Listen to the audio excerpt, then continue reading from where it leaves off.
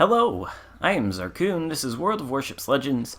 Today I've got a video for you in the Tier 7 British cruiser, Edinburgh. And this is a pretty ridiculous game, if I'm being totally honest with you. It really is.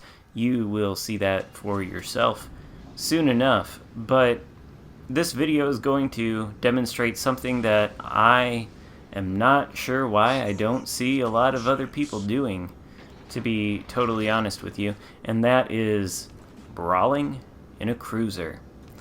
You can brawl in a cruiser.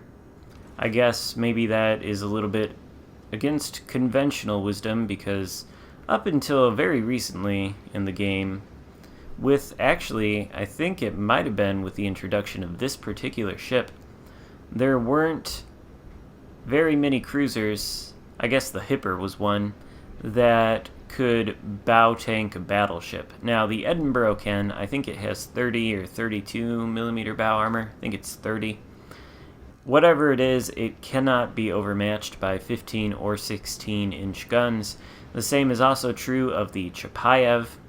And when the Alaska comes as the first legendary tier cruiser, it will have 32 millimeter bow armor that will also not be able to be overmatched by 15 or 16 inch guns. Of course, the Yamato is an outlier. It will be able to overmatch everything in the game. But 15 or 16 inch guns, no problem on the Edinburgh, no problem right now on the Chapayev, won't be a problem in the Alaska either. The Baltimore, with its new armor buff, has 27 millimeters of armor, same as the Hipper and the Prinz Eugen. All three of those ships can bounce 15-inch shells off of their bows, and I think they should be able to sufficiently angle against 16-inch shells to prevent catastrophic damage. They do need to be a little bit more careful with those, but the Edinburgh, at least, which, is the subject of this video, it doesn't have to worry about 15 or 16-inch guns. Therefore, there is no real reason that you can't get in and be aggressive. You need to be careful about it. You don't want to be in a situation where you're in a crossfire, because your broadside can be punished extremely harshly. So you have to select the way that you approach a target very carefully.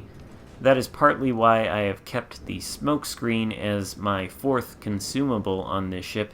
You can equip radar, which is useful for spotting enemy destroyers. Like, if that destroyer around the island there drops spot, it would be useful for spotting him.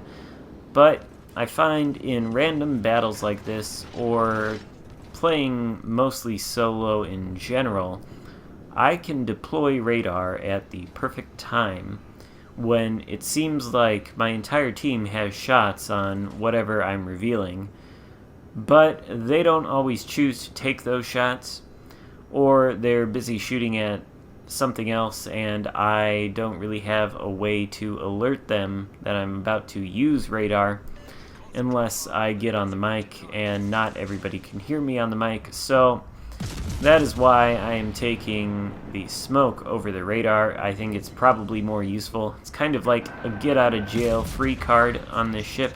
You can deploy it, people will forget about you, and you can rain down AP a little bit on them while you try to clear some ships out, or your team clears some ships out, to give you a better opportunity to get in and get close, which this ship excels at doing.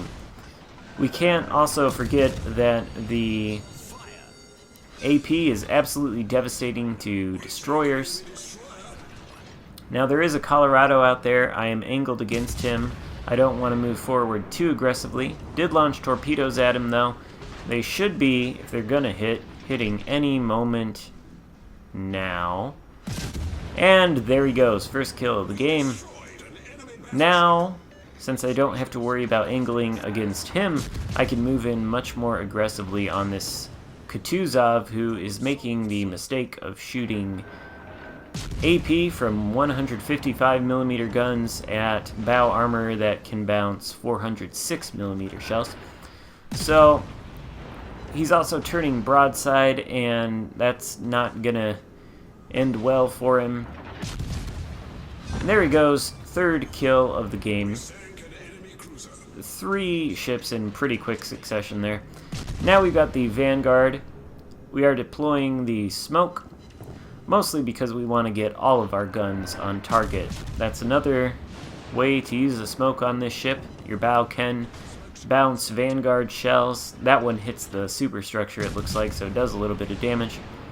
So if you want to get all of your guns on target, you've got built-in concealment in the form of your smoke screen. You can deploy that, and you can turn and open up your angle a little bit to get all those turrets on target. You want to be careful though. There are some clever players that are good at shooting into smoke screens and hitting you. So you still want to angle somewhat against the ship in order to throw off their aim and hopefully mitigate a little bit of damage if one of their shells should actually hit you. So that's what we're doing here on the Vanguard. He is shooting at me in the smoke. He misses, but you know, the shells are pretty close.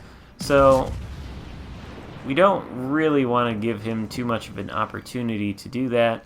Smoke screen's only got 40 seconds left on it.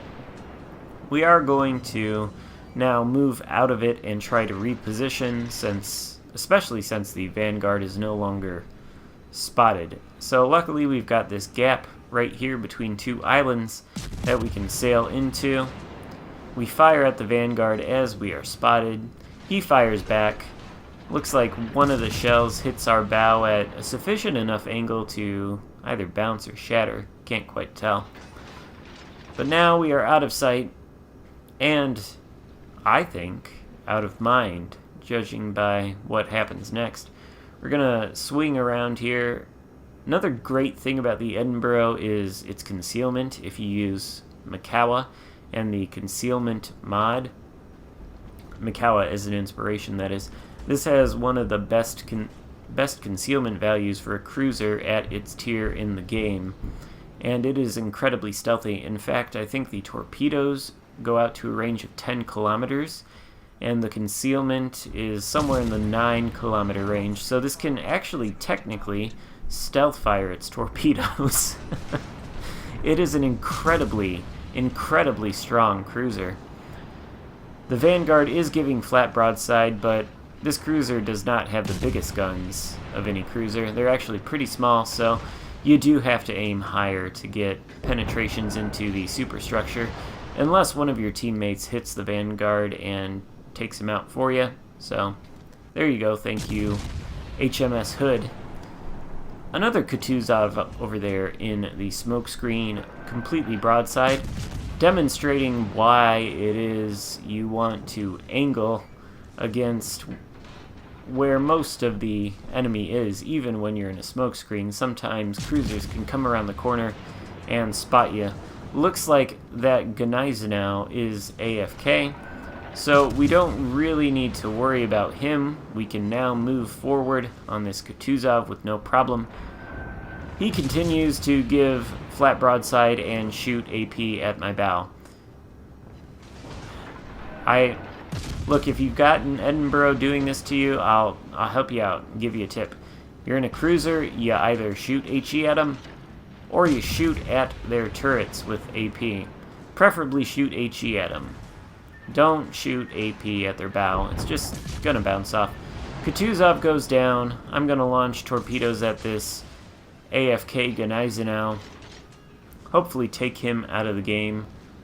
We're on 3 kills here right now, I believe. Yep, 3 kills, so getting close to Kraken territory, especially if those torpedoes hit. They do. The Gneisenau goes down. Now this York in front of me is in trouble. He's launched his torpedoes already. They didn't hit me.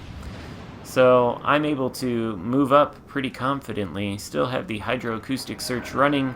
So if he does try to launch torpedoes again, then, you know, at least I'll have some warning. He is angled to me pretty well. My shells don't seem to be doing a lot of damage. So I'm going to turn, get the torpedo tubes on target, single fire them, and they take him out. Kraken unleashed.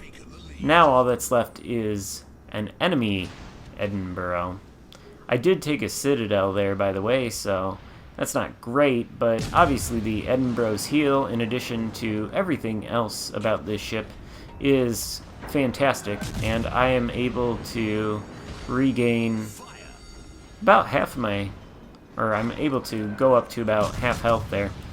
Now the Edinburgh is a bit tricky, you know, he's angling, maybe gonna try shooting at his guns, get some of that superstructure penetration, seems to be working out, but honestly we're so close to each other and the game's almost over.